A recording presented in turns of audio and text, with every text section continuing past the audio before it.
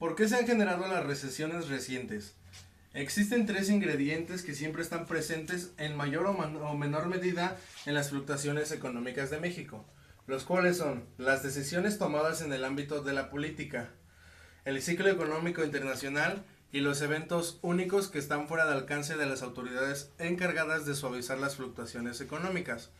Estos tres son los detonantes de las expansiones que se revierten durante las recesiones y que actúan a través de un factor que observa las expansiones y agudiza o precipita las recesiones. Las expansivas fiscales y monetarias de los sexenios de Luis Echeverría y José López Portillo fueron claramente principal causa de sus dos crisis cambiarias. Para entenderlo basta decir que existía una contradicción primaria.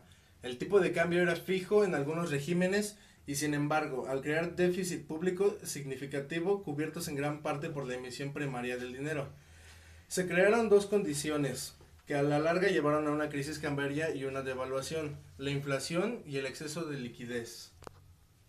La expansión en el gasto, así como la inflación combinada con un tipo de cambio fijo, fomentan a la compra de bienes.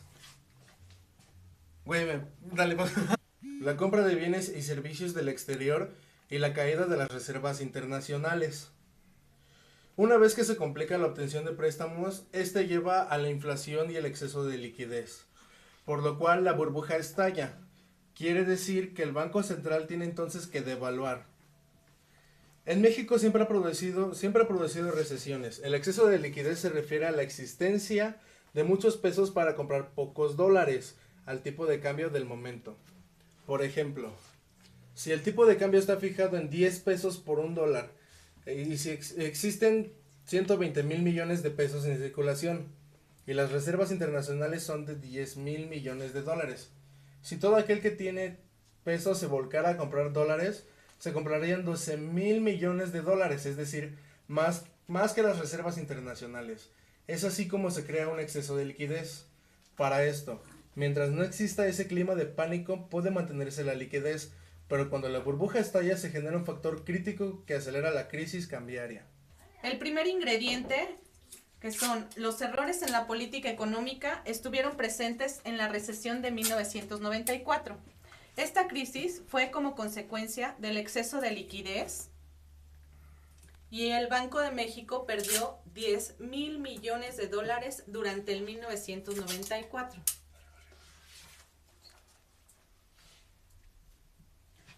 El segundo ingrediente es la transmisión del ciclo económico mundial, principalmente el de Estados Unidos y la desaceleración de la actividad económica.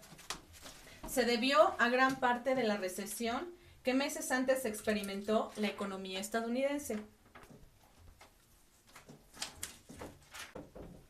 Después de la recesión de 1995, la evidencia apunta hacia el hecho de que los ciclos económicos de Estados Unidos y México se han sincronizado estrechamente.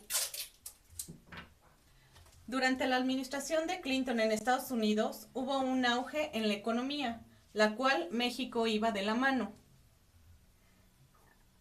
A finales del 2000 se desaceleró, lo que se transmitió casi de inmediato en la economía mexicana.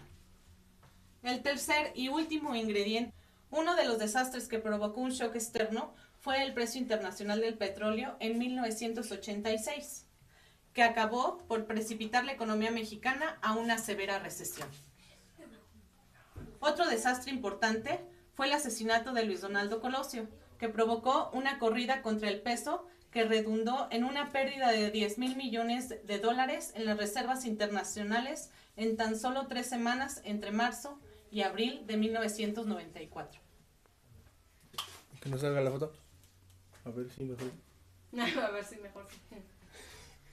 Ahora vamos a hablar sobre las consecuencias de las fluctuaciones económicas.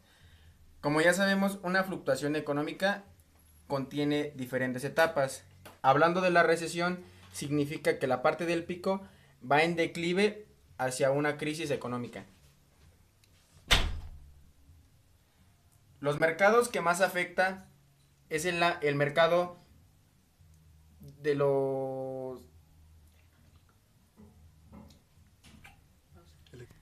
el ámbito de los electrodomésticos, ya que son bienes duraderos, así como el de los autos. Esto causando una baja muy alta en la compra de servicios de construcción y en maquinaria y equipo para la misma construcción. No se ve tu mano. Ya está grabando. Hablando del ámbito laboral, cuando las recesiones son muy graves, los jefes directivos se obligan a despedir personal, como lo vemos en la imagen, causándoles tristezas a diversas familias. En otro sector, la recesión económica es benéfica cuando los tratos en servicios de crédito van en una creciente actividad, incrementando así el valor de los inmuebles. Pero cuando los tratos y la cobranza se vuelve más difícil para los clientes, el precio de los inmuebles se ve una constante baja del precio, causando así una severa crisis en un futuro cercano. Es por eso que prevenir una recesión económica se vuelve en el negocio más rentable de la actualidad, ya que así